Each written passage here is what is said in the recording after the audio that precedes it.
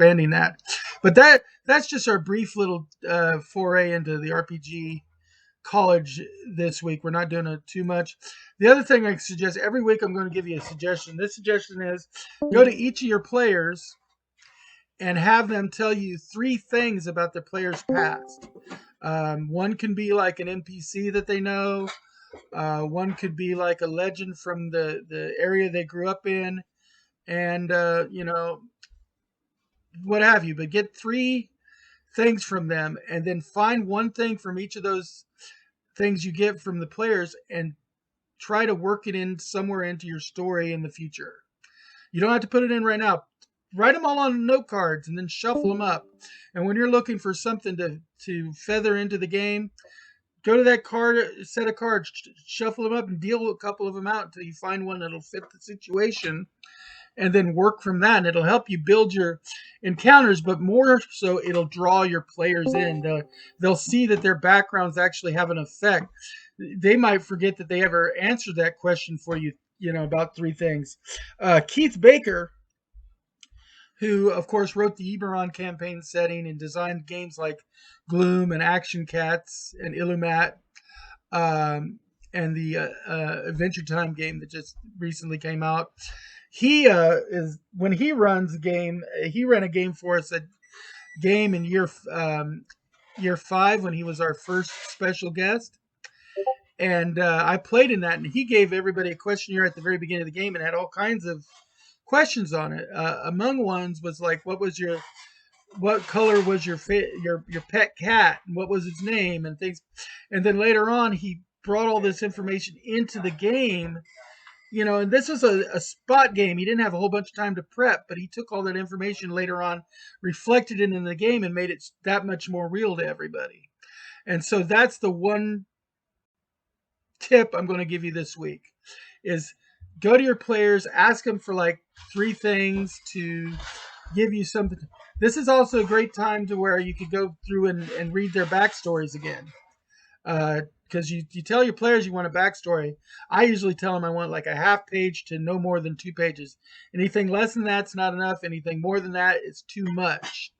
But I want a half page to about 2 pages of backstory for each character, because then you don't even have to ask them the questions. You can comb through the backstory and generally find the questions, because you tell them when they ask you about writing the backstory, these are the kind of things I want to see. I want to see some NPCs that you interact with. I want to know about, why you're an adventurer. Why did you choose to pick the profession you did? What happened to your family? These kind of things. And remind them that the epic stuff is in their future, not in their past. So don't go writing that backstory saying that you defeated the grand vampire Strahd von Zurovich on day 1 out of the cradle, because you're not going to top that. And the whole idea is to have your adventures in the future build and get grander and grander, and you can't do that if you fight Thanos in Endgame in the first movie in the franchise. There's no movie, 3 phases, 4 phases later, to use the Marvel as a reference. If the first Avengers movie had been Thanos, then what would we have done in Endgame? That's why you build to that. The first villain was Loki and the invasion, and then slowly it grew, and then you eventually you meet Thanos, and Thanos snaps his fingers, and then you defeat him, because you got to build. And that's the whole point of storytelling, is to build towards a more and more epic conclusion.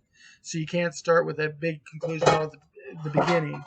Don't conclude your character's story before you ever start. There's nowhere to go. And you end the series prematurely. and that's no fun for anybody. And anyway, that's enough of the RPG College for this week. Still don't have anybody really talking in channel. So we're going to go on to the next item. Of course, we're back to talking about the PlayStation, because Lurch has some more PlayStation stuff he wants to share with us. Take it away, Lurch. Are you there? Did I lose you? Think I lost you, Lurch. I'm still connected. Oh, I may have lost Lurch.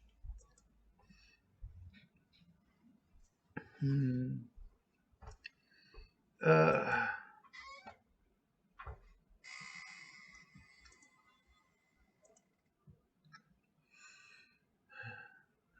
let's see. Let me check him on social media here.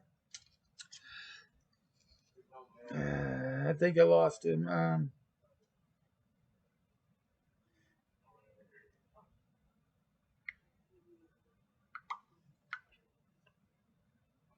Okay. You might have to restart Discord.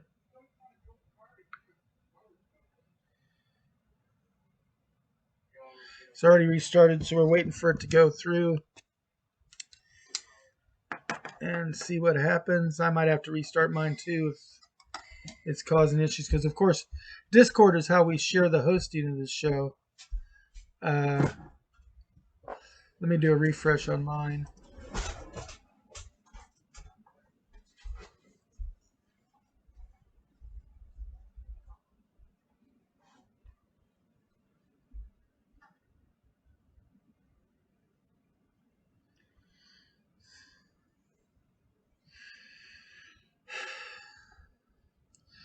Oh, Discord is acting like crazy today.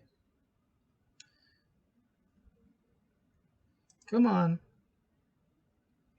Here, Discord.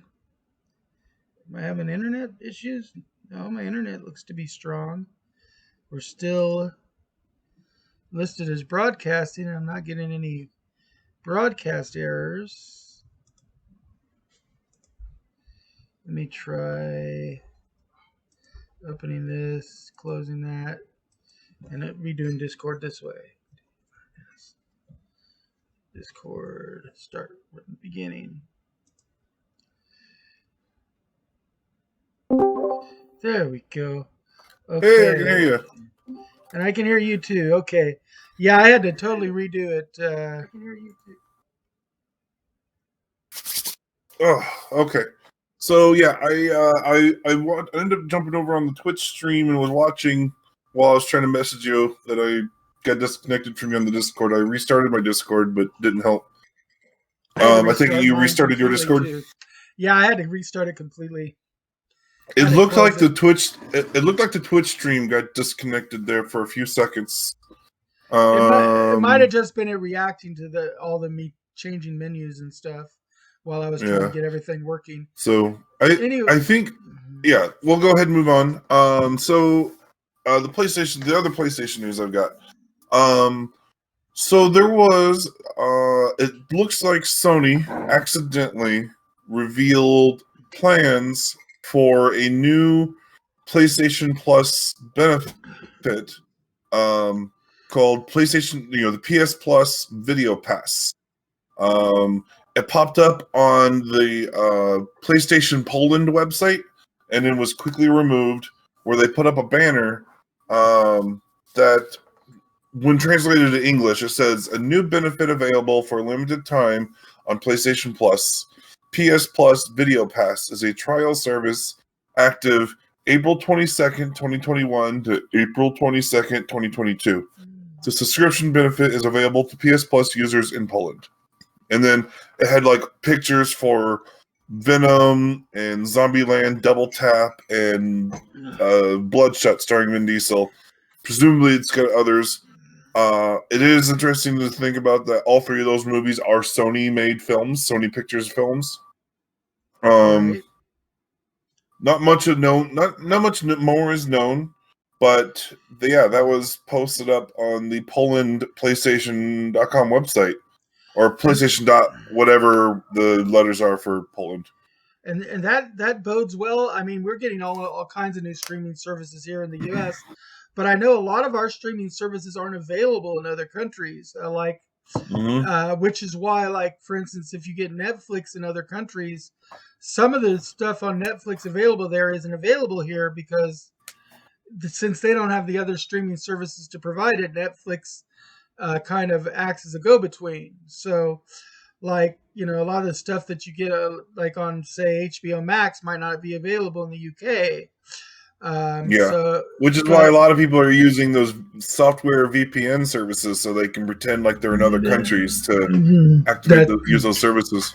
But if you don't want to do a VPN, sometimes the only way to get some streaming movies is to go to one of the big ones that is available in your country. And that's kind Mm-hmm. of part of what's keeping things like Netflix going, even with all the competition out there, is Netflix UK and Netflix Canada and stuff.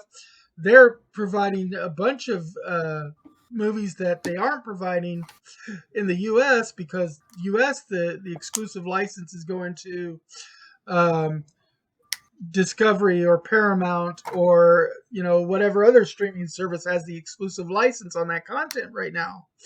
Yeah. And so the PlayStation having another one and maybe making Sony produced movies that they can't get on other services, making it available because they're a PlayStation Plus subscriber is good. And then, of course, anything they do in other countries, they will do in the U.S. because the U.S. is their biggest market. I mean, bar none. So they'll eventually Yeah. do something here, whether it's an extra paid service on PlayStation Plus or a nice little add-on that gives us just a few movies Yeah. available to stream. Because that would be nice to be able to stream Sony specific movies on a streaming Yeah. platform. Like for instance, I wanted to get some stuff, and I was going to get Discovery Plus for my house. Then come to find out, they don't have a PlayStation app for Discovery Plus, Mm. which is terrible because the whole point of getting it was so that me and the girlfriend could sit and watch on the big screen TV our Food Network shows, and then she could watch her supernatural shows with the kid, Ghost Hunter, and all that kind of stuff. Or she likes to watch like the ones where they talk about where famous people have been buried, or all these things that she's now having to go through like YouTube and stuff to see. But she would like to see them on features, plus all the Food Network stuff. We're big Food Network fans, but I got the 7-day trial, then found out there was no PlayStation app, so I canceled it. Couldn't justify it if I couldn't play it on what I wanted. And I mean, Yeah. how can you compete in the market if you don't play to one of the big market shares? Yeah. And then they recently sent me a survey asking why I stopped, and I got to every point I could. I said, because you don't support PlayStation. If you support a PlayStation, I'd have paid for your service, and I'd have paid for the advanced no commercial version. Yeah. Because it was worth it, $7 a month, and I get no commercial Food Network. We have it on there all the time. At this stage, my television has all the streaming apps that I want, except for the CW app. For whatever reason, my TV doesn't have the CW app, and so Yeah. and the CW app isn't available on PlayStation either. So I have to boot up my Xbox One, specifically just for the CW app. Luckily, I'm the only one that watches the CW stuff right now. So I watch that on my laptop in the bedroom. So but I'm in the same boat as you. I've been wondering why CW hasn't got a PlayStation app. They need to. Right? The Paramount Plus one doesn't work good. That's another thing. This PlayStation Plus Video Pass, the thoughts is that it was accidentally leaked, accidentally revealed a day before it was supposed to be announced. Because that date, April 22nd, it's tomorrow. So presumably tomorrow we'll probably be hearing more information about it. Now there hasn't been any, like, the only thing that's known is what I've already read. We don't, like, the pictures were all Sony movies. They might have other non-Sony movies there, and just be featuring the Sony ones. But I could definitely see, and I definitely think it'd be a good benefit, to a value add for PS Plus, right? I don't think I would pay for me anyway. I don't know how other people feel about it. I don't think I would pay for a subscription service to only Sony movies if that was the case. But not a lot of catalog to do it. They need a lot more. Yeah, I don't think they have a good catalog. I think an overall good catalog, but not quite enough for their own service. It's not like Disney or something. It wouldn't even be as good as Disney Plus right now, with the fact they're not putting a whole bunch in. If they would put more in, But if they added in as a value add to our Plus memberships, I definitely can see that being, a definite bonus, for Plus memberships. I'm going to have Plus either way. If Right, they're going to give me free access to watch Zombieland Double Tap and Spider-Man movies, then hell yeah, I'll watch them on in there. But addition to I'm the not going to pay ability an to go in, additional fee. in addition to the ability to go in and play the old school games on the PlayStation Plus system, which is what we already use it for. Like I play Golden Axe through there. I play Dragon's Lair and Space Ace and all those because of my PlayStation Plus membership. Because you told me about it when they had that discount going, and I went and bought the Are you annual. talking about PlayStation Plus or PlayStation Now? Because that's two different Oh, programs. that's true. I think I might be talking now. Yeah. But Plus also gives you. Doesn't Plus give you two games a month though that you can download and a couple other things? Two or more games per month. They Yeah. sometimes will do more, but it's 2 games a month that they give you for Plus membership. But it would be a great value add to PlayStation Now as well. Yes. If they added it to PlayStation Now I'd is love it. PlayStation Now is pretty sweet. A lot of people, something about PlayStation Now, I just want to mention this really quick. PlayStation Now is kind of like Game Pass, but it's not marketed nearly as well, right? PlayStation Now has something over 800 games available on it to play.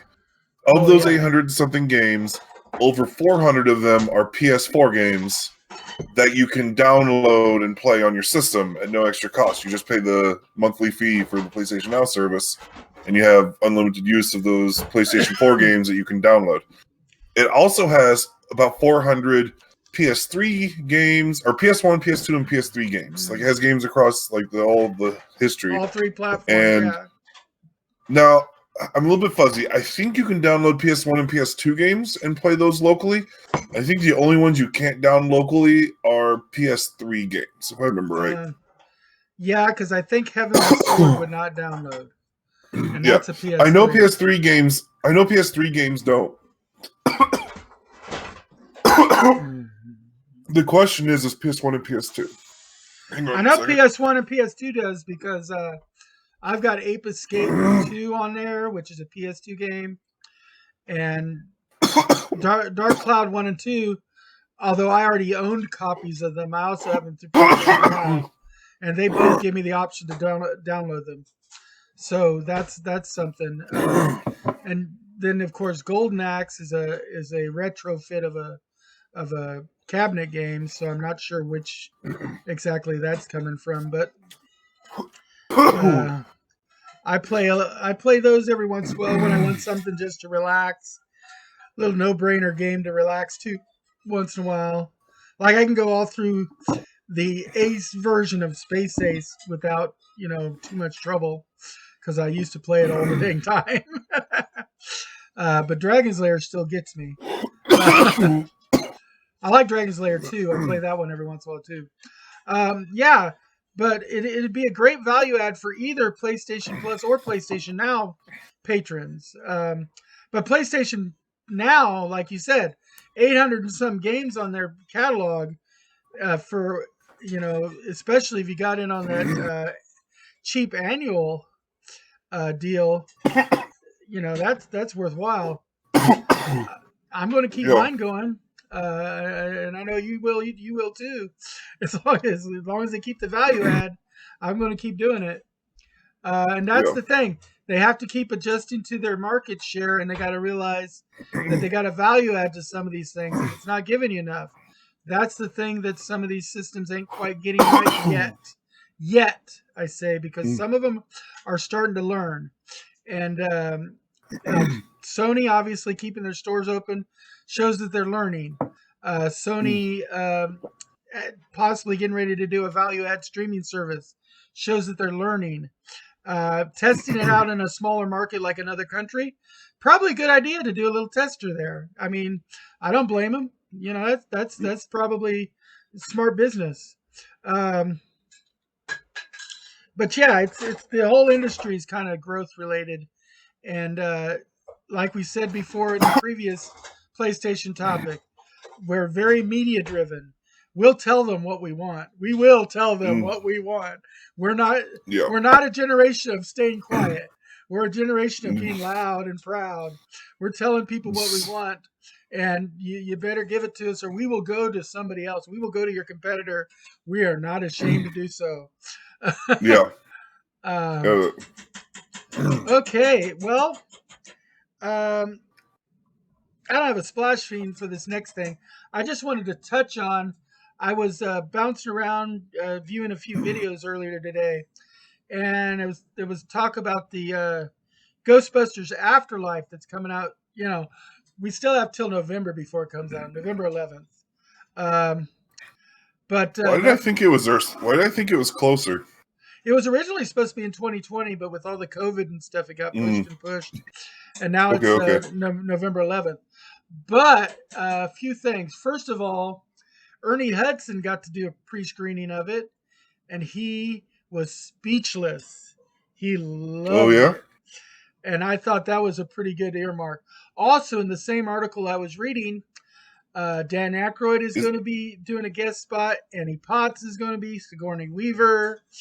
Even Bill Murray, who said he would not play Vinkman again, has agreed to come on as Vinkman for at well, least a spot on this. Now, whether this is just internet rumor, I mean, anything you find on the internet can be taken with a few grains of salt. But if we could see yeah. Vinkman again, and even for just a little bit, I mean, already added to a cast that includes the kid from Stranger Things, the one lead kid other than 11, and Yeah. it also has Paul Rudd. Yeah, You I know, saw Paul Rudd in it. you know that's already great casting, and then you're going to throw in some of the originals coming into.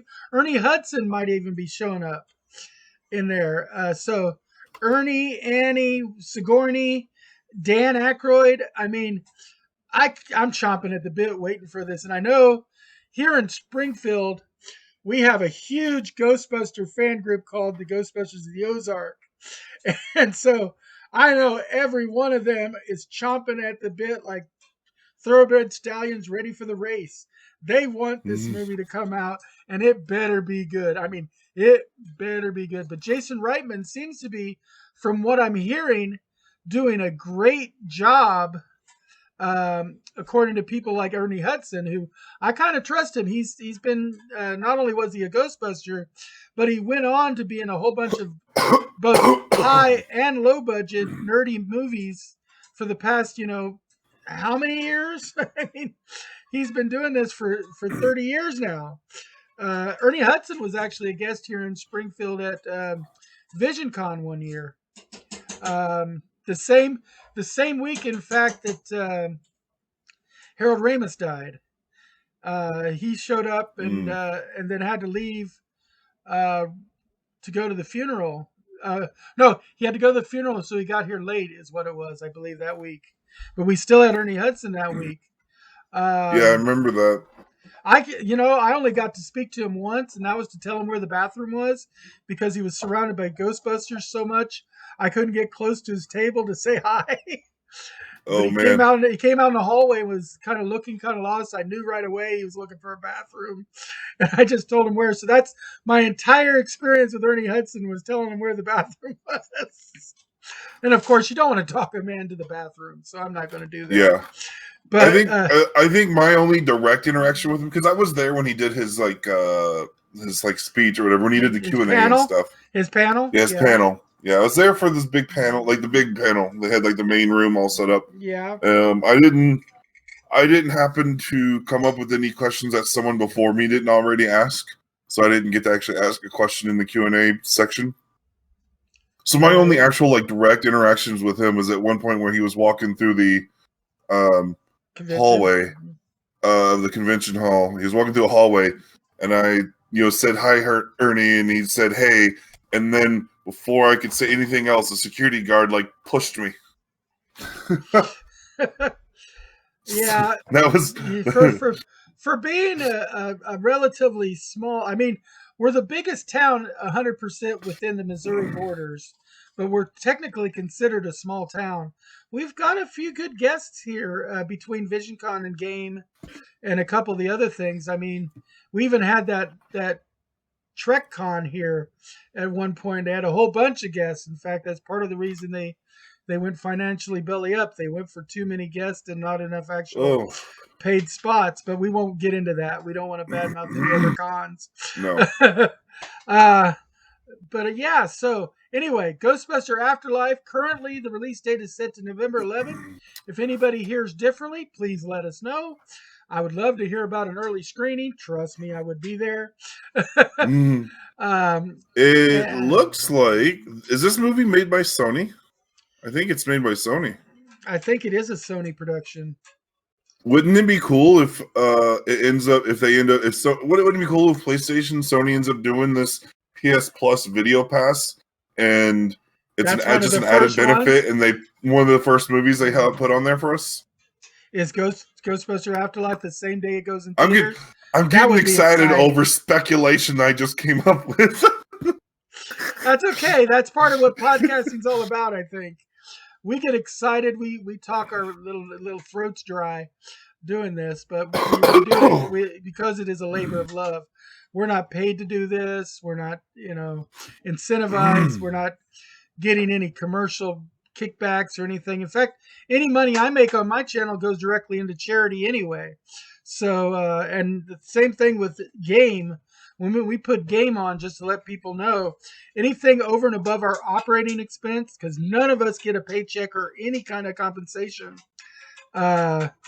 anything over and above goes into something to promote the nerdy arts, because we're listed under a 501c3 with the Springfield Regional Art Council. So just let you know, we're not in here for the money. None of us are banking on this. We're just having fun. And that's what we're here for. And as long as you guys want to come out and share the airwaves with us, we'll be out here to help you. Okay. That was just a quick little aside I did want to mention today, because I'd come across that and I thought, well, I got excited, so I had to talk to somebody. And part of the reason I started streaming was to socialize and talk to people, because I wasn't able to get out and do it. And so you guys are my guinea pigs. So guess what? You had to hear it whether you wanted to or not. All right. Now you have one more update with Xbox before we get into the heavy TV stuff that we kind of go into together. So this is an Xbox update. So let me put on the Xbox logo just to kind of show where our focus is sitting. All right. Did my face go away? Yeah, it was because I went to a different screen. That's fine. It just takes a second. Okay, so just today, it just came out that you no longer need Xbox Live Gold to play free-to-play games online.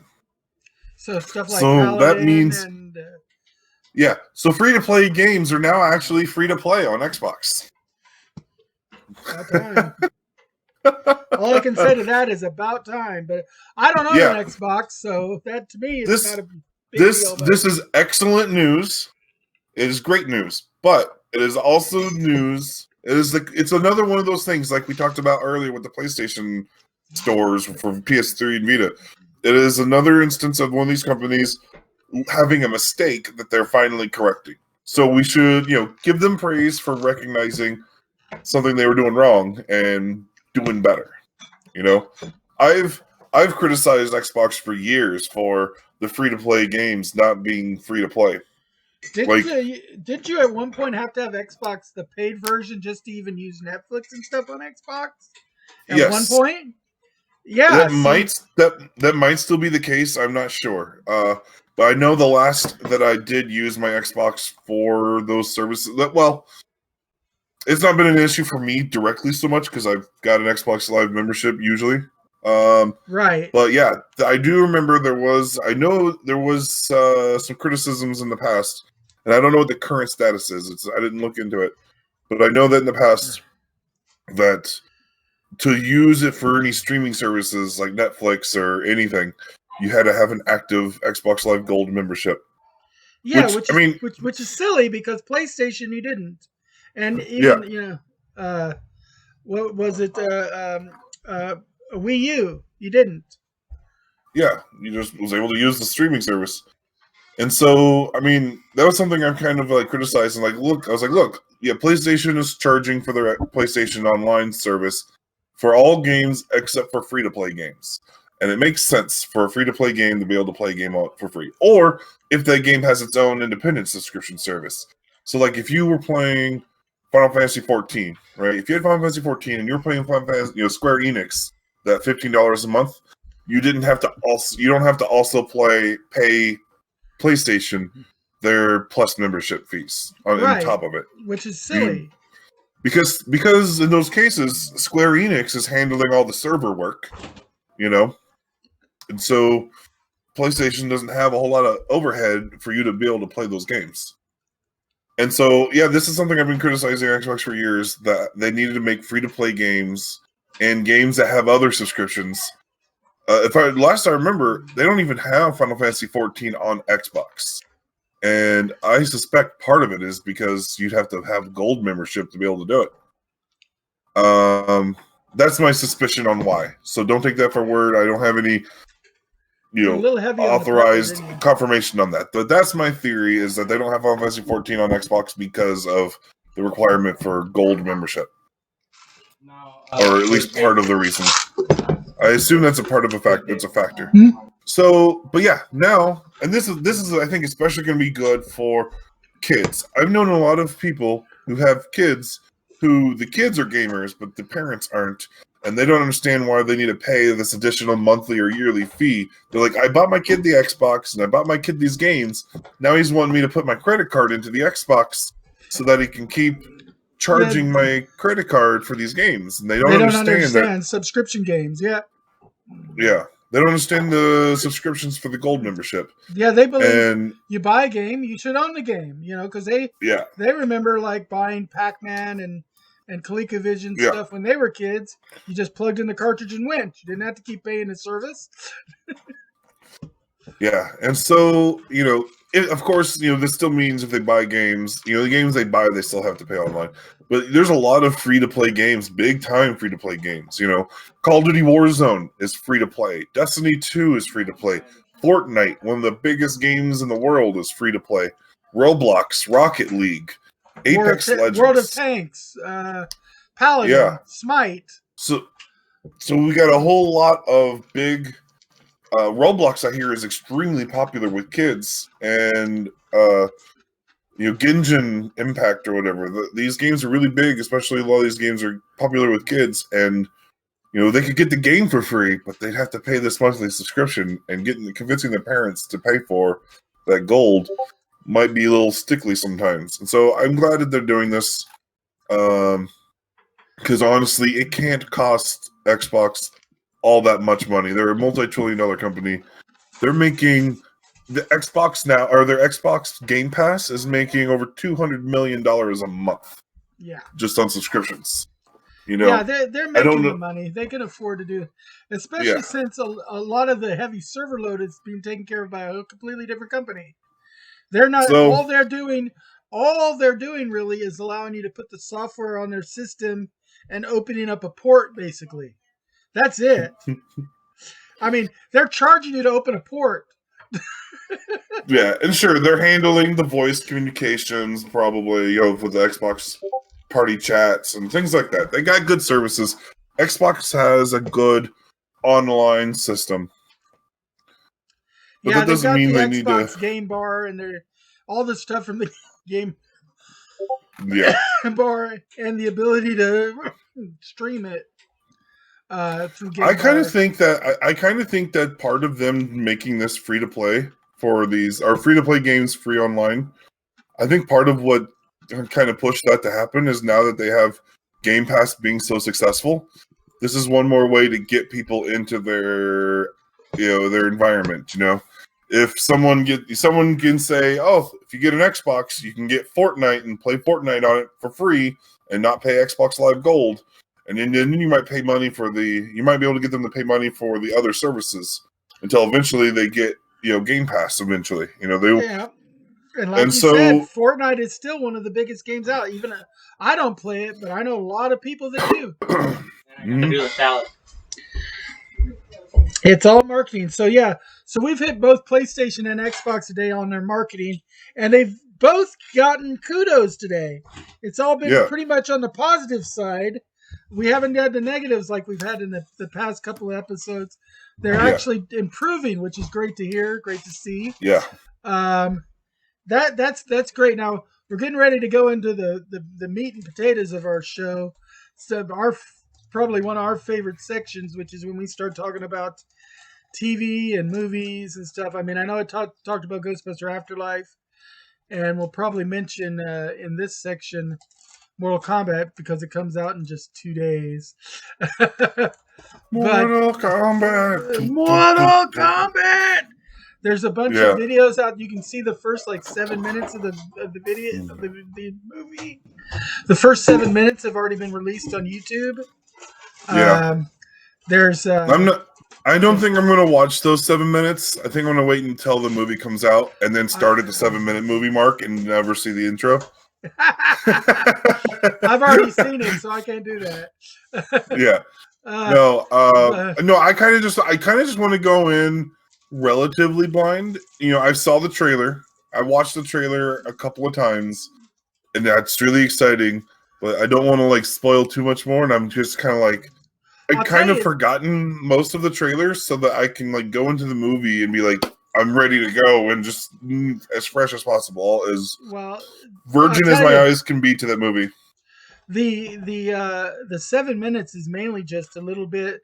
They actually speak in Chinese and Japanese, not in English, for it, and it's just basically kind of introducing you to Scorpion and Sub-Zero, but that's about it. I won't go into details about how they do it because I don't want to spoil it if you do decide to watch it or wait till the movie comes out and watching it. Yeah. But yeah, it's not too bad. It's not going to spoil anything in the movie really at all. Mortal Kombat is my favorite fighting game franchise. It's not my favorite. I will watch the movie. My favorite was actually Killer Instinct. That was a good one too. I love Killer Instinct. And then of course I was a competitive tournament player of Street Fighter when I was a teenager on the cabinet games. Street Fighter 2? Street Fighter 2 and Street Fighter Alpha, and I also played some Killer Instinct when it came out on the cabinet, and Altered Beast. But my favorite was Altered Beast. Altered Beast was just a one-player game though. It's not quite Altered the same. Beast. There was one that was it was a fighting game that you turned into. There was some monstrous animal type.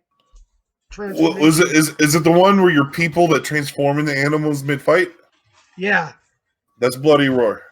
Oh, is that Bloody Roar? Okay. Yeah, that's Bloody Roar. I've slept a few times since then, so I can't remember these things. First, I thought you were going to tell me that you played as dinosaurs, which would have been Primal Rage. No, I remember Primal Rage.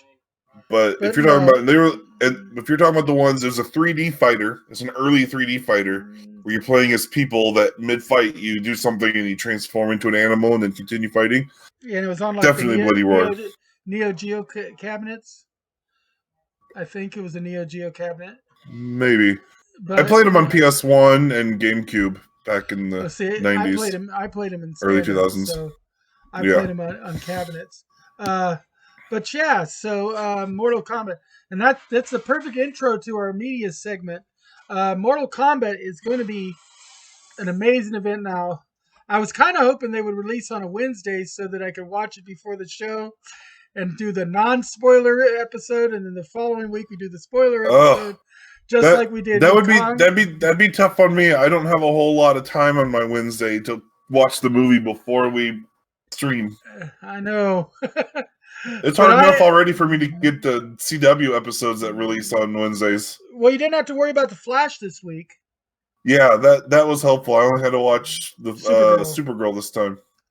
Yeah, and that's I think next. So let me put up Supergirl here on the little monitor thing just to keep us going with our images. There you go. There she is, Supergirl. And you should be showing back up on the monitor in a second. There you are. Okay, Supergirl this week. We should now mention this is now spoilery territory. So yeah, this half of the show is as always full of spoilers. Yeah. because we're not going to bite our tongue. This is where we're going to gush about what we saw this week. We're going to talk about Supergirl. We're going to talk about Falcon and the Winter Soldier. We're going Yeah. to talk about the Nevers. Those are the main three I think we'll talk about this week because nothing else really had an episode this week that we really had to worry about in the superhero genre and the nerdy genre.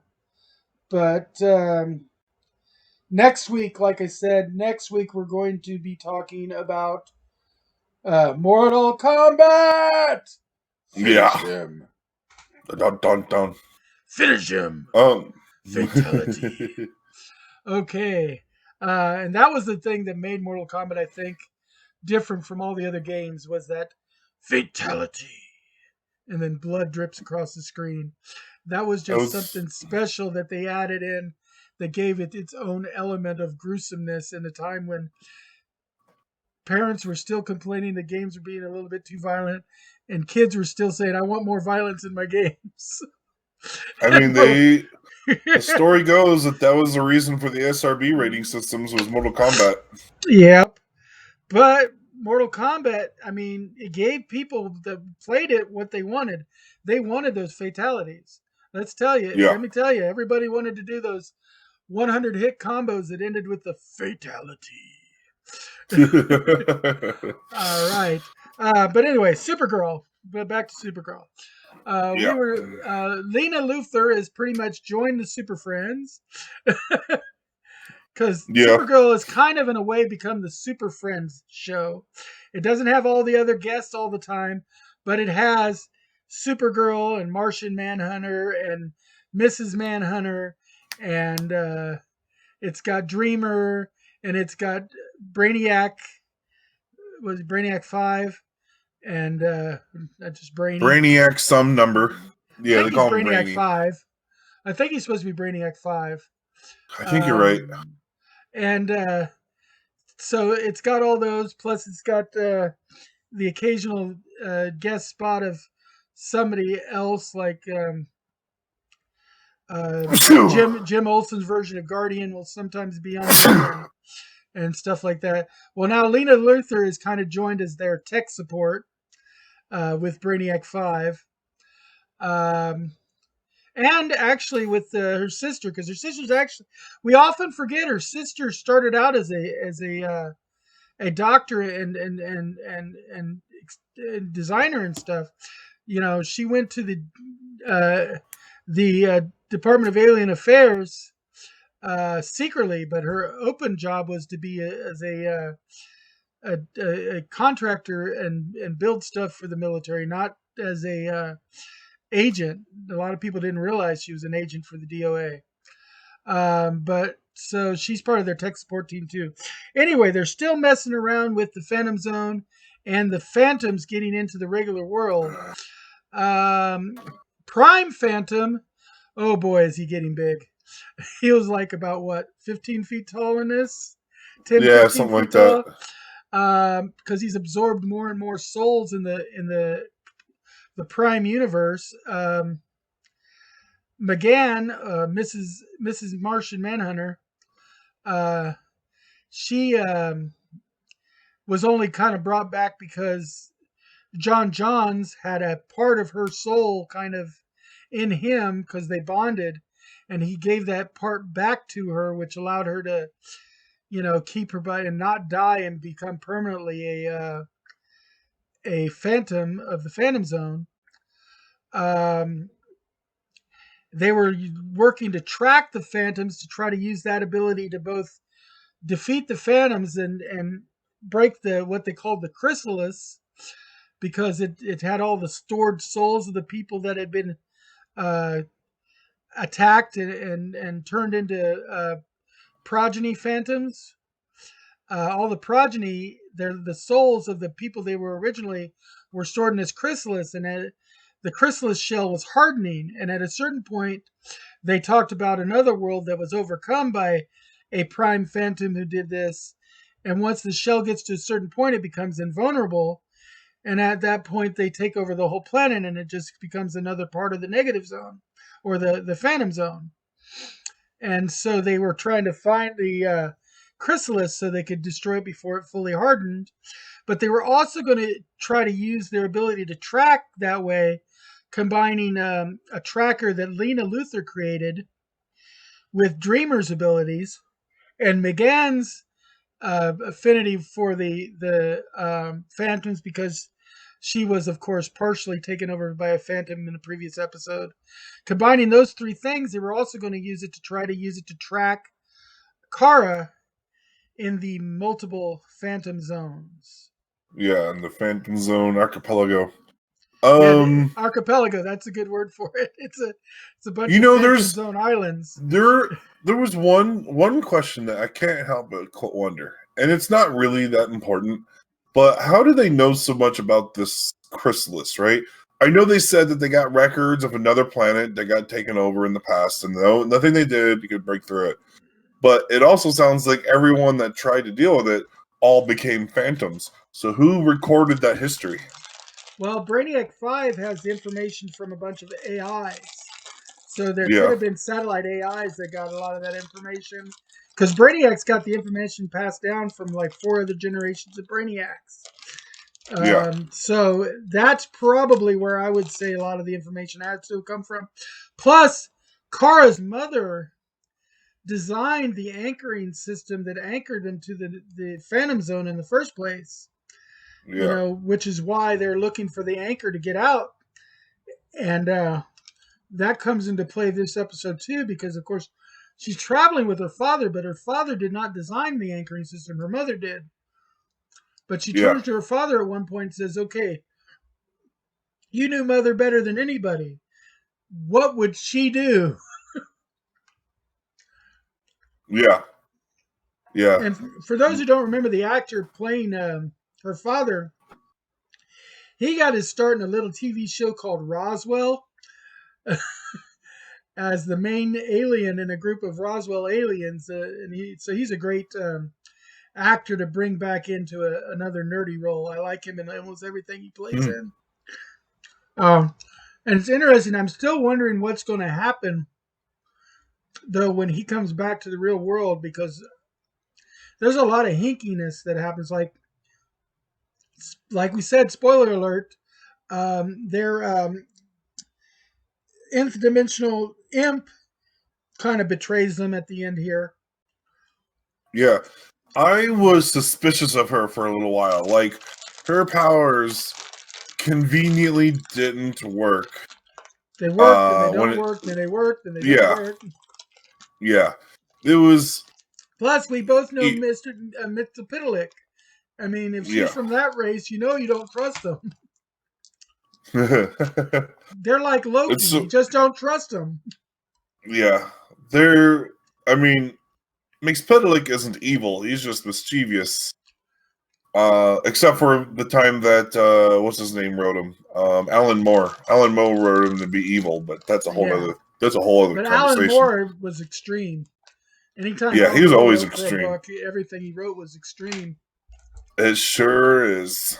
Anyway, so yeah, I was getting really suspicious of this fifth dimensional imp woman.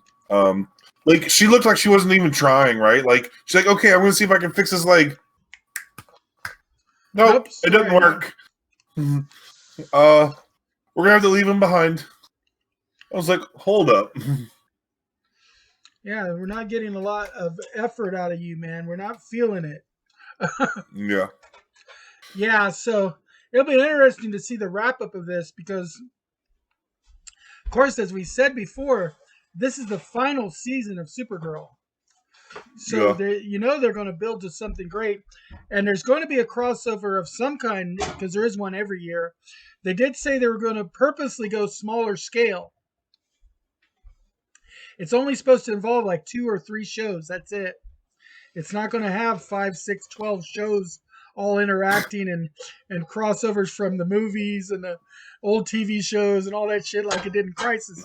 They know they went overboard with Crisis, and they said they're purposely taking a breath. It's kind of like going from a Avengers Age of Ultron to Ant-Man? Like, you're just going to step it down a little bit? We're going to go from world-ending, massive, huge, epic event to a little more smaller scale. Right. And that's it. So they're only going to do one or two crossover type things. So it's going to be maybe 3 of the series will cross over. So, I mean, you can count on Supergirl being one of them because she's really kind of the epicenter. And because it's her last season, you know they're going to want to get one more crossover in with her. I can almost guarantee that Flash will be in it because, I mean, let's face it, Flash is the #1 rated CW show out there right now. And it's really the driving force. Barry Allen in the Flash is the biggest draw that CW has. Is the Flash have another season already approved, or is that getting canceled? They haven't said, but they have not announced a cancellation either. So I think Grant Gustin's on for another season at least, because they made a point of saying that Kara wasn't, which makes me think that Grant Gustin still is. And we don't know about like Legends of Tomorrow because they haven't even premiered for the year yet. We know it's the final season of Black Lightning, but I'm not really following Black Lightning this year. I wonder if Superman's going to be involved with the new crossover. That's the thing, because the third crossover is either going to be Superman and Lois or Legend of Tomorrow. Because a lot of times, Legends of Tomorrow, when they do like a late season premiere, they late season premiere right before the crossover event or during the crossover event. So Legends of Tomorrow might just be that, although it may not be epic enough for them. So they might not even be involved with it. But Superman and Lois might be. It would be interesting to see Kara come in and like counsel the boys. But then again, I think Superman and Lois kind of is a little bit in the future from where Supergirl is, because last we saw Superman in the Supergirl, they had just had the kids. Yeah. They hadn't even been a chance to go into teenagers, but Superman and Lois is 14 years later. So and then they traveled to, and didn't they? It seemed like they traveled to another world to raise their kids for a while. They traveled to New Krypton. They traveled to New Krypton to raise the boys. Was the original plan, but then at the beginning of this one, they didn't even know that he was Superman. So that doesn't indicate that they were raised on New Krypton. It indicates they might have been there for maybe while they were infants, but before they were like 2 or 3 years old and started to be cognitive, they came back to Earth. They must have. Yeah. So we don't know what's going to happen in the crossover, but I'm chomping at the bit to find out, because really ever since they started doing the crossovers on the CW, it's been the highlight of my year when it comes to TV watching. The CW crossovers they're just amazing. And Crisis was the icing on the cake. Oh my God. I mean, Crisis is still being felt in the movie era. I mean, Ezra Miller is still talking about meeting Grant Gustin in the show, and there's even talk about maybe even possible cameo of Grant Gustin in the Flash movie. That'd be cool. It's a deep rumor, but still, they're already confirmed that both Ben Affleck and Michael Keaton are going to be in the Ezra Miller movie, both playing Batman. So it'd be really neat to see Grant Gustin show up, even if they just use the same footage they used in Crisis, where they meet each other and kind of compare uniforms. That's still if they just use that footage. Just use that footage. I'd still be okay with it, because it would still link up the TV and the movie universes. And let's face it, DC has been stumbling a little bit with their movie universe. Their TV universe has been rock solid, but their movie universe has been stumbling a little bit. The Snyder Cut helped, but if they don't continue with the Snyder Cut universe as canon, and they go to try to do that Robert Patterson Batman, and they try to do some other things and pretend Snyder Cut didn't exist. I don't know if it's going to do as good as if they tried to retcon it and decided, hey, you know what? Zack Snyder's cut was canon. We're going to go from here instead, which I think the fans want. I know I would. Yeah. I would kill to see it go like that. I think that would be the optimum result. Yeah, me too. Oh. Because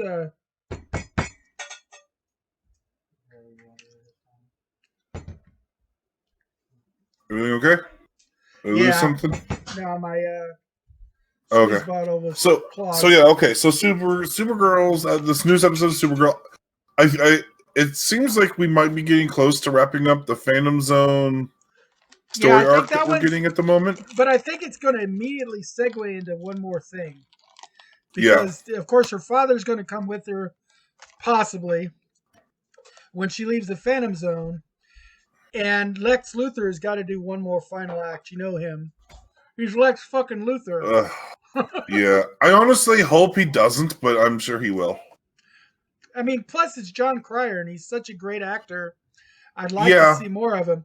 I mean, in one way, like you, I'm a little tired of Lex and his machinations. Yeah. But with Lena openly on the side of the Angels, as it were, it might be a good time for him to do a final gambit. Yeah.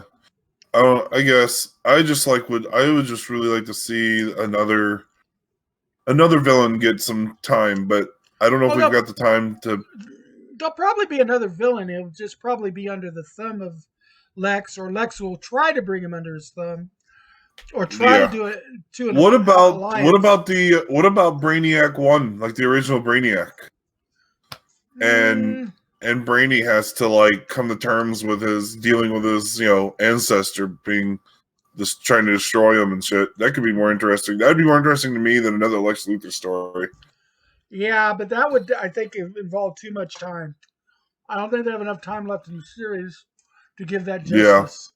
Yeah. But still, Supergirl had some other villains that were kind of more hers than her cousins that could come back. I can't think of any of them right off the top of my head. Yes, but it's true. Yeah, she's got other villains. Mostly we're getting Superman villains, and I guess that's part of my complaint is we've been mostly getting Superman villains and not Supergirl villains. It would be nice to see at least one iconic Supergirl villain come into Supergirl before the end of the series. And I can't think of who would be the best to do it. I mean, they've had touches of stuff, but like Metallo was a Superman villain, and Lex Luthor is a Superman villain, and so all these. And they created Lena, I think, for the show, and she's the sister of a Superman villain, right? And so. I wonder if they're going to bring back Ally McBeal at some point. Oh, she'll probably show up in the final couple episodes. Do you know why she's not in the show anymore? Probably had other commitments. It's because they moved the filming to another city, and she didn't want to move to that city. And so she dropped out of the show. Which I can't blame her, There's a lot to either move or commute all the time. Yeah. You know what I could really use, Patrick? Fork. He never wants to give me a fork for dinner. Gives me stuff like mac and cheese and a salad, but no fork to eat it. I'm just supposed to just caveman that stuff. Grab me one of my sodas, too. Why would you need a fork? Water. But yeah, it's I don't know. I'm the last season I was getting kind of excited about what they were doing with Leviathan, but then they ended up becoming another Lex Luthor Yeah. thing. It shifted to being about Lex Luthor again. And, we saw him escape. He walked away. So I'm certain he's coming back. I don't want him to, but I'm sure he's going to be coming back as like the main villain for the nearing the end of the season for the third season in a row. Yeah. It's been nice having these Phantom Zone episodes that don't have anything to do with anything else that's happened in the show. Really. Yeah, You know Lex what I mean? really hasn't been involved at all. And so it's been nice. Other than him breaking contact with Lena so that Lena becomes more on the side of good. Yeah. He was in the episode, he was in the season premiere, I think, and that was about it. The first two episodes had him, but very, very little of him. Yeah, they had to finish up the story arc of the last season that got cut short by COVID. Right. And so I kind of feel like those first couple episodes were really the ending of the previous season. Mm-hmm. And then her landing in the Phantom Zone was really the start of this season, In fact, we might find that this season's like 2 episodes longer than normal. Who knows? Yeah. But yeah, maybe. Who knows? Okay. See, nothing else that big happened in the comic book world. Not at all. Nothing. Let me see. Nothing. You had that. What was that? Nevers. Oh, the Nevers. Well, yeah. Let's talk about the Nevers for a second. Okay. The Nevers. Okay. Let me get back to where you can see you again. I'm sure I haven't seen the Nevers. I do need to go AFK for like 2 minutes. But go ahead and go on about the Nevers. For the stream. No I haven't watched it, so I don't have anything to add to the Nevers conversation anyway. But when I get back, I might have a couple of questions maybe. But go ahead and fill them in on what this week's Nevers is all about. Okay, well, the Nevers, for those who have not had the chance to watch it, is a 1800s era, turn of the century kind of thing, but it's like the X-Men meet the 1800s because in the show there's these people called the Touched. Some people call them the Afflicted, but the Touched have mutant powers basically. The main character, which you see holding the umbrella there on the picture, she gets little snippets of the future randomly hits her. So she gets little snippets of future sight. So premonitions. And she's never quite sure exactly what they mean. But so far she hasn't managed to change any of them. She just knows it tells her where she kind of needs to be at a given time. Kind of thing. Her compatriot on the other side of her there in that picture, she's an inventor. Her mutant ability, I'm going to call it mutant ability. I know mutant is trademarked by Marvel and everything, but still, we're going to call it what it is. Her mutant ability is to actually see the path of electricity, how it jumps from one thing to another, which really helps her in her inventing. So she's invented like a 3-wheeled motor car.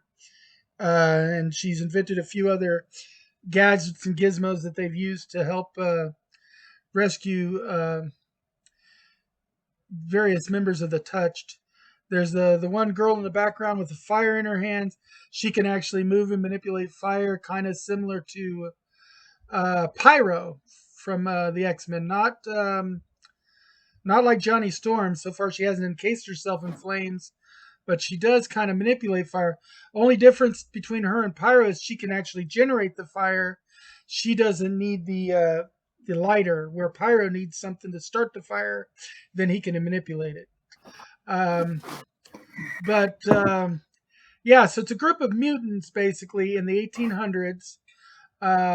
Like I said, the main character there, just a brief recap for you, Lurch. The main character with the umbrella can see glimpses of time.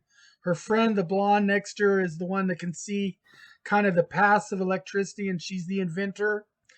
The girl in back I had gotten to, she could manipulate fire similar to like Pyro can, except she don't need a lighter to start the fire. She can start the fire, but she's not like Johnny Storm because she doesn't sheath her whole body in fire or anything like that.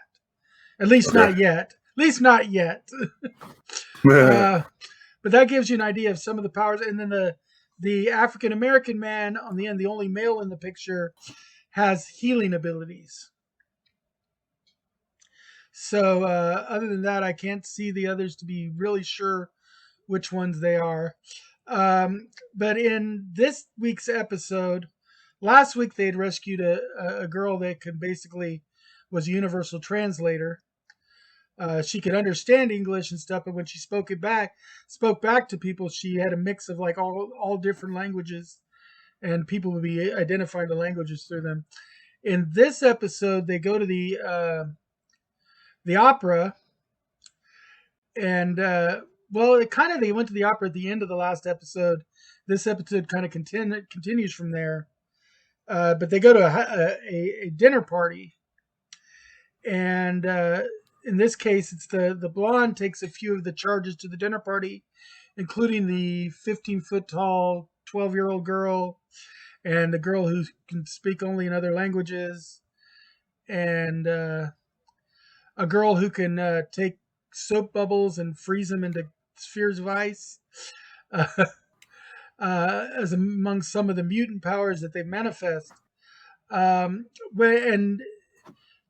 the blonde girl actually meets and gets to talk to a male of the aristocracy, actually like the brother, I guess, of their patron that pays for their halfway house.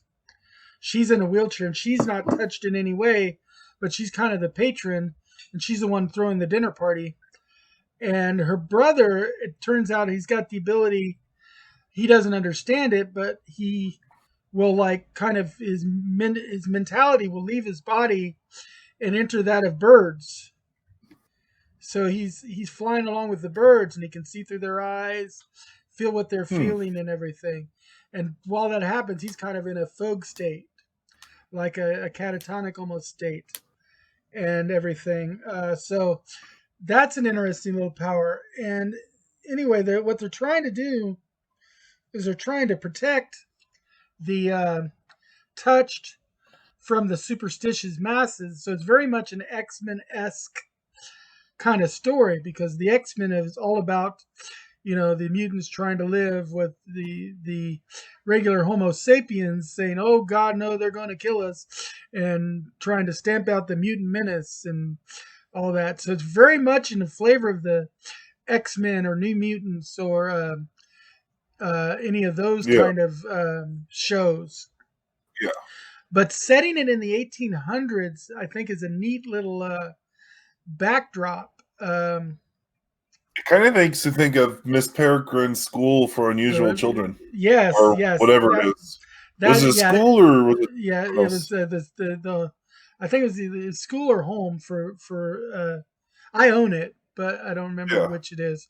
But and I love the book too.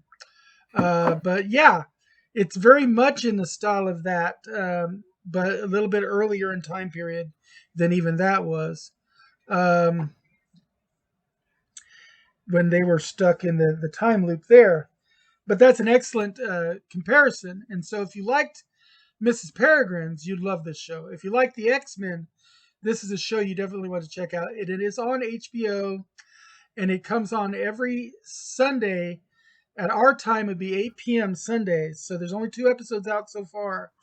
And it looks like from that advertisement, you can watch the actual first episode for free, whether you have HBO Max or not. I'm not sure what the details are on that, but you might want to follow the link. If you look up the Nevers on HBO, you can actually go there and check that out. Plus, of course, that most of the streaming services do have a free 1 to 2 week to a whole month trial period. So that's always something you could check out too. I will tell you, and I think Lurch will back me up 210%. HBO Max is worth every penny. it is probably the best streaming service we're getting right now. Like, Because sure, it costs more than most other streaming services, but man, it's got a lot of really good content. it's got great content, and when it does something direct from the theater, there's no additional charge. And it's Mhm. got a lot of great, because it's got the WB catalog, which is not quite as big as Disney or Sony. Well, it's bigger than Sony by itself, but not Yeah, I was gonna say, I quite think as big I was gonna say, as I was Disney, gonna say, I Disney, think it's Sony, bigger and than Fox. Sony. Disney, Sony, and Fox all rolled together is much bigger, but still, the WB catalog is huge. Disney Plus doesn't have Sony stuff, by It the way. doesn't. No. Doesn't it have? I know it has some of the Spider-Man stuff. Nope. I thought it It did. doesn't have the movies. It doesn't have the Sony movies. Mm. It I didn't. don't know. It didn't before. The last I checked, it didn't, and it was because of them. Because Sony wants to put it on their own stuff. Things may have changed in the last few months that I didn't get the update on, but I know previously there was talk about there's some talk in the community about how they're upset that the Spider-Man movies for MCU weren't in Disney Plus, but they weren't there because Disney doesn't own them. They're Sony properties, and Sony has other plans or deals or whatever for the distribution of those films. Because Yeah, Sony still owns the distribution rights to those films. Yeah, and that's Now, not quite. TV shows, anything that's less than an hour long, you can probably find on Disney Plus. They got Spider-Man cartoons, I know they have the and cartoons. other things. They do have Spider-Man stuff on there, just not the feature-length live-action films, because Sony has exclusive distribution rights of that. And you would think that you'd at least get the MCU crossover ones, You'd think. but who knows what'll happen in the future. Yeah.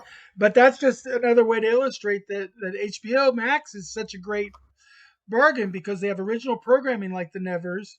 Of course, they were the original home of Game of Thrones. They've got the Watchmen TV series. They've got I Lovecraft still need Country. to watch that.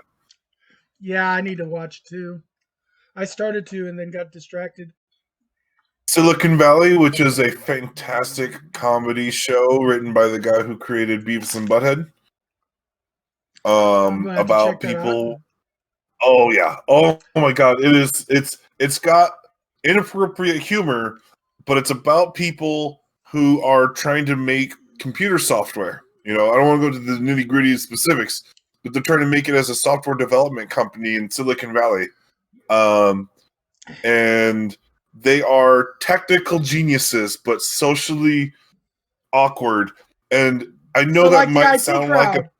like The IT yes, crowd. yes. It's more like I was going to say. I hope you're not going to compare it to the Big Bang Theory because it's more like the IT crowd than the Big Bang Theory was. Yeah, the IT crowd. I love the IT If the IT crowd had more swearing in it. Well, they tried to make an IT crowd for the American market, but it didn't work. Oh yeah. I think they should revisit it though because Moss So- was going to be in it. Oh man, Moss is the best. I love But yeah, Moss. Silicon Valley is basically American IT crowd with swearing, Oh, I've got to watch and it. it's got now. like You 8 seasons. You just added a new show to my list. Thanks so much.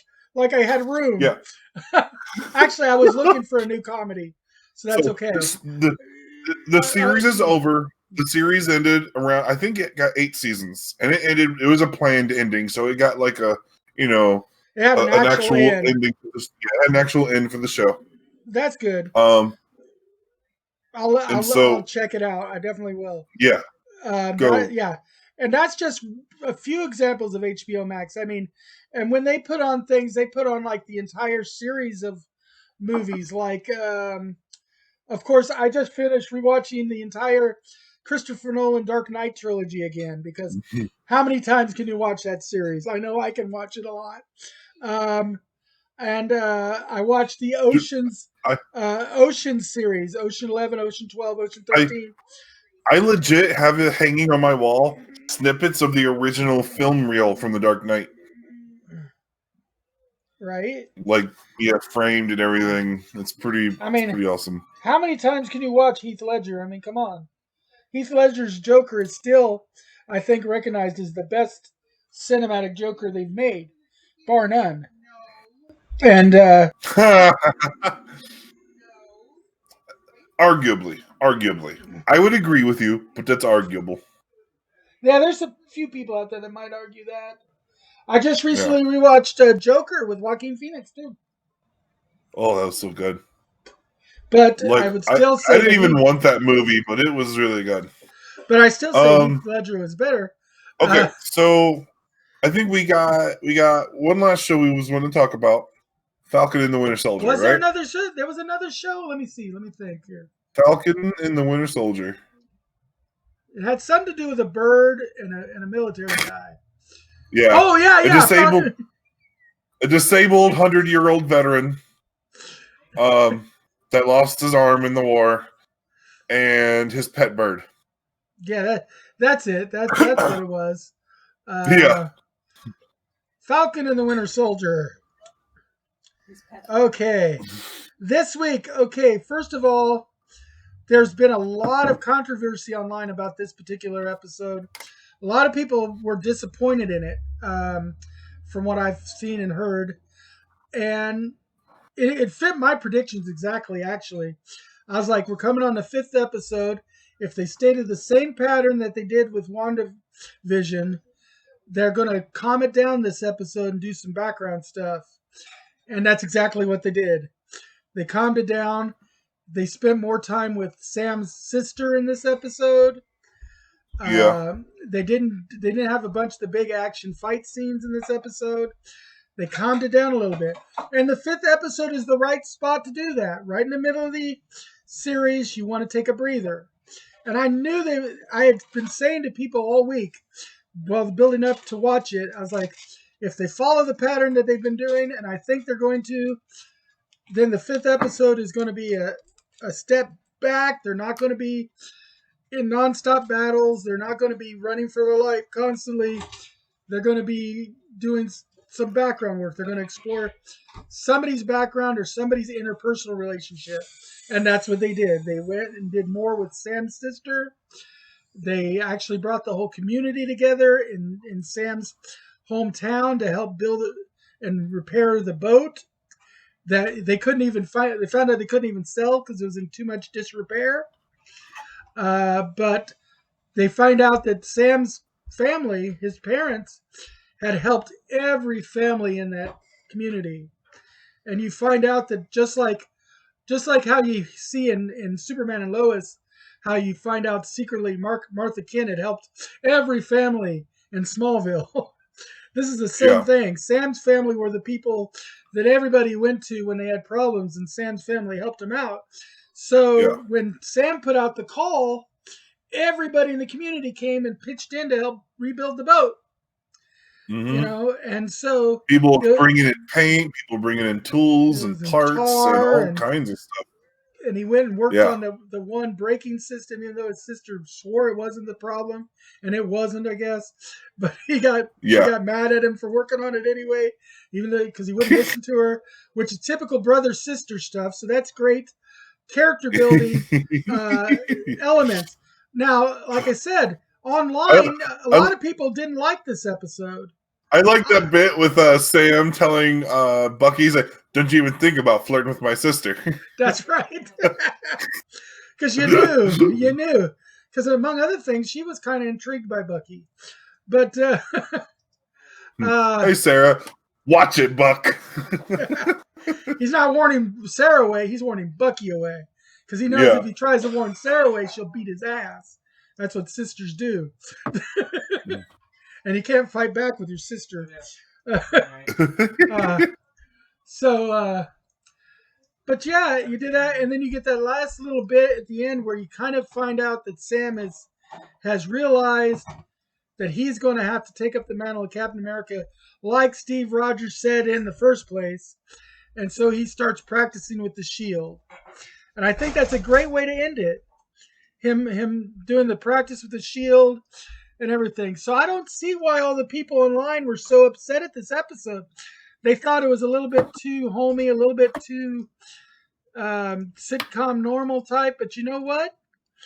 That's about, if you look at the pattern of WandaVision, The fifth episode is when they went and checked in with Sword and broke away from the stuff in the town. The fourth and the fifth episodes is when that kind of started happening. Was the only conflict, the only physical fight, I think wasn't the only physical fight in this episode at the beginning scene where fake Captain America fought with a shield against Falcon and Bucky, and Falcon and Bucky took the shield from him. Yeah, and that was kind of more of a recap at the end of the last episode. So, well, that didn't happen at the other episode. The other episode ended with fake Captain killing someone with the shield. Well, like I said, and then the beginning of this one started with him, the fake Captain running off to a warehouse somewhere, and then Bucky and Sam catch up to him. And then he's like, they're like, give us the shield. And he's like, you don't want to do this. And Bucky said, yeah, we really do. And that was it. And that just wrapped up the previous episode. And then they went into the more calm, more character building part of the show. And it's a great pacing because on a 9-episode arc, the fourth or fifth episodes when you do want a breather. I mean, I complained about the first episode. Boy, did I complain about the first episode. I was so disappointed in the first episode, but the second episode onward has redeemed itself. And I think they've got their pacing down for a 9-episode arc. If they're going to keep doing these 9-episode series, they need to stick to a formula that works, and this is working for them. Yeah. So the fourth or fifth episode of every series, I think, is when they're going to do a step back and do more character building. So expect it in Loki. Expect it in anything coming in the future, in the Hawkeye series, in the She-Hulk series. Any of those that come down the line, I'm expecting it. Now, we can talk a little bit more about the content of the episode. While that was pretty much... because Sam and Bucky were told that there's not a whole lot they can do at the moment. They're getting sidelined by the government while the government investigates things and tries to find more information for them, right? And so that's why Sam goes back to his sister's place and is just helping get things sorted out there. And so that's and they don't tell the government that they have the shield. Yeah, they don't tell anyone they have the shield. I guess the only person that seems to know is not the only person that seems to know, because I'll get to that in a second. But while that's going on, we've got the fake Captain America, going to court. Let's just call him U.S. Agent, because that's who he's going to end up being. Yeah, U.S. Agent. Well, I mean, I don't want to call him U.S. Agent because he hasn't been called U.S. Agent yet. You know what I mean? But yeah, he's being called in with a government officials meeting and being told how he's being fired from being Captain America. That he doesn't deserve the title and everything. Yeah, he's losing basically everything, and he kind of flips out on him and yells, and that can't be very helpful. Doesn't go very far in proving that you know what you're doing. But yeah, he ends up he doesn't get court-martialed. They tell him that they were considering court-martialing him, but they chose not to because of his record, his past history of good service. But they are taking his pension and basically everything else. And then they asked him to return the shield as soon as he can, which he doesn't have the shield, but he didn't seem to say anything about it. Then after that, Elaine Minnis shows up from Seinfeld to Julia Marie-Dreyfus, the actress. Julia Dreyfus. Julia Dreyfus from Seinfeld. That's what she's most known for, at least from my generation. I know she's been doing other shows since then. And I think, I could be wrong, I think she's a Hydra person. I think she's a high-up person from Hydra. But I don't think she says her name or title. I think she says her name, maybe. But I think she's Madam Hydra, if I could be mistaken. And that tracks. Yeah. But she kind of just shows up, and she offers Wyatt, or whatever his name is now. I think it's Wilson, isn't it? Wilson something. Wyatt, Wilson. Russell Wyatt, or maybe that's the actor's name. Yeah. Anyway, they offer him. She offers him, an opportunity to work with her, and that they can really do something really special with him or something like that. You don't get a whole lot of it, but she just kind of shows up in the black trench coat, hands over a business card that has nothing on it. I'm wondering if it's got like invisible ink or something like that that we'll find, we'll see in an something later that works on a special lighting or something. Yeah. Yeah, exactly. That's my thinking of it. Because otherwise it was just a distraction to be like, don't ask me any more questions kind of thing. Because that's like the only reason they handed over a blank card, I would say. So, I'm kind of intrigued about who she is and what she's up to and what she's going to bring to the story with fake Captain America. I can totally see her as Madam Hydra. Yeah. And then I don't think we see any more of those characters until basically the end of the show when the mid-credit scene, hopefully you caught the mid-credit scene, it shows him building his own shield and outfit. He's like hammering away to craft a new shield. I actually went back His and U.S. watched agent shield. after you posted about it. I went back and watched. I was like, oh, there was actually a mid-credit scene in this one. I better go back and watch it. And so thank you for that. Thank you for posting about that because I wouldn't have seen it otherwise. Yeah, that's why I posted. I was like, I'm sure there's someone out there I know that watched the episode and then turned it off as soon as credits started because the previous 4 episodes didn't have any extra scenes. Well, I usually, skip ahead a little bit with my slider, but you can skip past those things. Yeah. So I just kind of let it play out. I just let it play out for a minute. I look at how much time is left on it. It's like, oh no, they've got something in there. And I bump it a few times, but sometimes I still pass over it. So it's a good thing you told me to go back and watch. Well, those WandaVision credits at the end of the show were 7 minutes without an extra scene. Right? It was good, but then they didn't have any opening credits. They only had credits at the end of the show, so they had everything on there. And the credits were part of the show in WandaVision. They were used as a prop. Yeah. They were an important part of the show, which is why they kind of needed to reserve them till the end of the show because it was a part of the prop. The opening credits was the whatever what shows were emulating kind of thing was the closest to their opening, but they didn't say Olsen. They said Wanda. Yeah, they were the names of the characters, not the names of the actresses. Yeah, it wasn't a true credit. So yeah, this episode of Falcon and Winter Soldier, it was a slower episode, but it did take some time to show some new character development, right? And that's an important part of storytelling. Yeah, one example that I've seen a meme about, and this is a really valid point. There's a scene where you see Bucky, and we talked about this a little bit in another episode about how he was waking up from nightmares on the hardwood floor, right? Sleeping on the hardwood floor. In this episode, he was sleeping comfortably on a soft couch in Sam's living room. Mm-hmm. And then he woke up, and he seemed to relatively peacefully wake up, and then smiled over as he saw kids playing with the shield and pretending to be, heroes fighting over there, And so, he just kind of looks over and smiles at him, and was like, "That's nice to see Bucky." He feels safe enough there at Sam's place to sleep on the couch and not on the hard floor, and then he's waking up and smiling at these kids instead of waking up with terrors and sweating real bad, Yeah.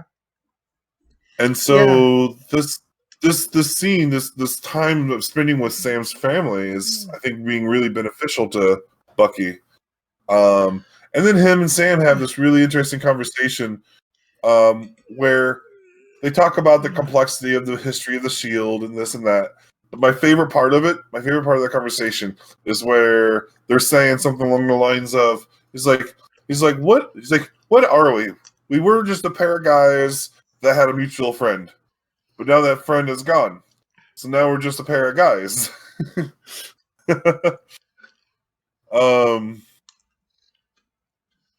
don't know. Something about that little exchange was really amusing to me. It's like It they're shows like their recognized. relationship building. Yeah, it shows that they're actually building a relationship as friends more than just coworkers. You know, More than friends of friends. Yeah. yeah, more than friends of friends.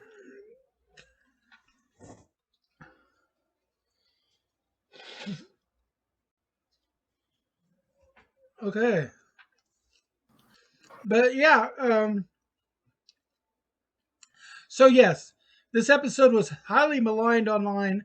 You'll find a lot of negativity to it, but really watch it for yourself. And remember, when you're building a story, when you're a storyteller, action is an important part of the story, but it's not everything in the story. You do need to take a breath. You need to do some character development sometimes, and you do need to change the pace. Because if you keep it all go go go go go constantly, you can exhaust your reader or you can exhaust your watcher. So this was, I think, Marvel doing what Marvel does best, which is telling these stories. Marvel is really good at telling these stories. Yeah.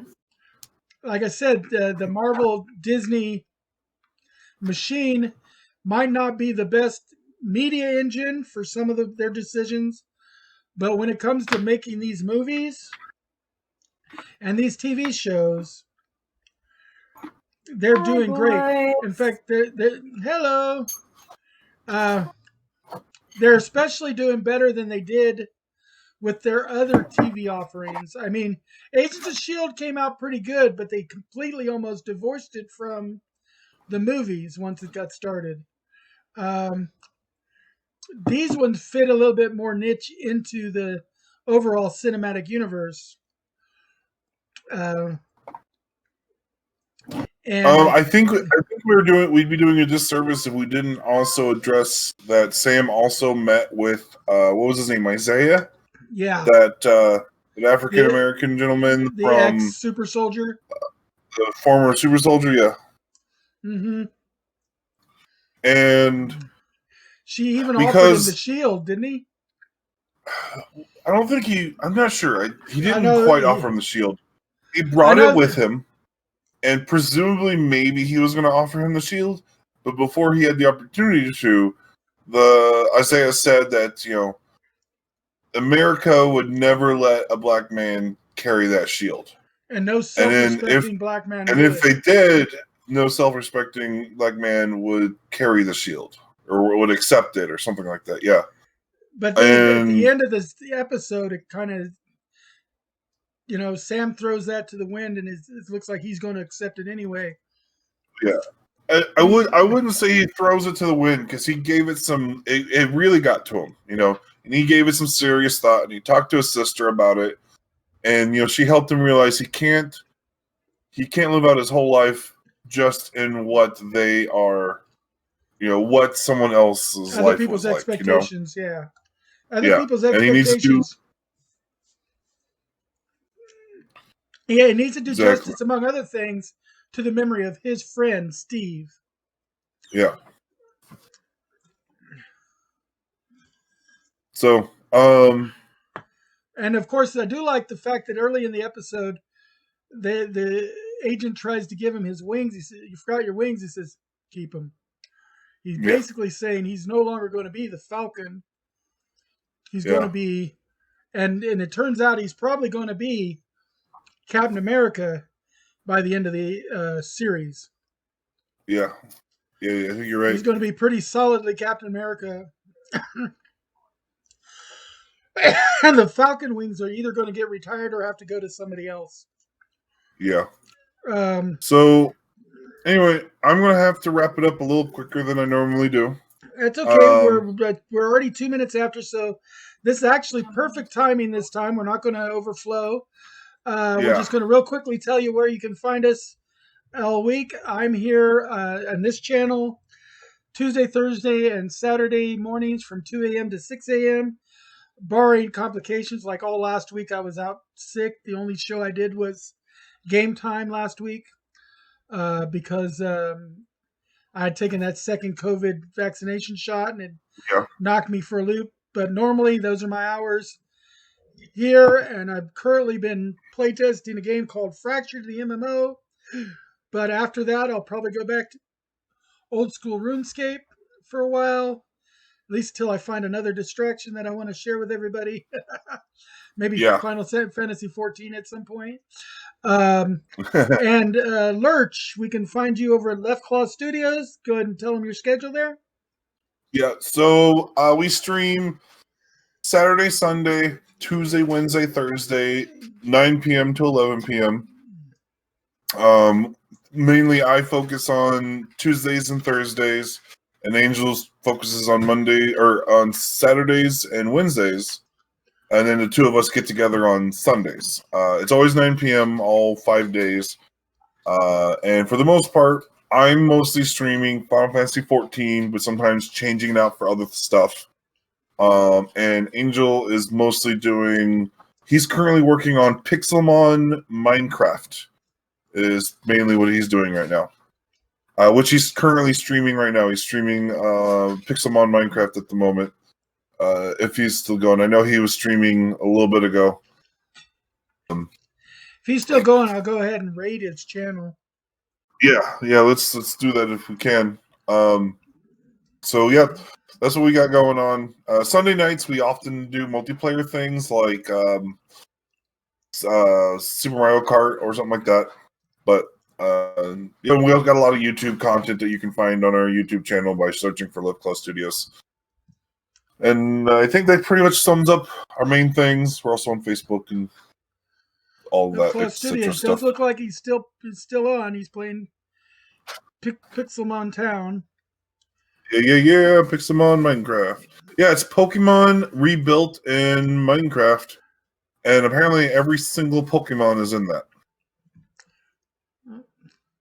Let's see what we can do to get him some people over there in just a moment. Thank you for viewing us. We'll be back again next week.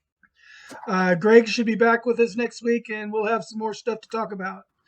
Have a great time, and go enjoy Angel over there at Left Claw Studios. Bye-bye. All right. Bye. There we go. I think I sent 2 raiders over. Cool. And let's go ahead and log out. Looks like he's got some Mojang loading. I don't know what's happening.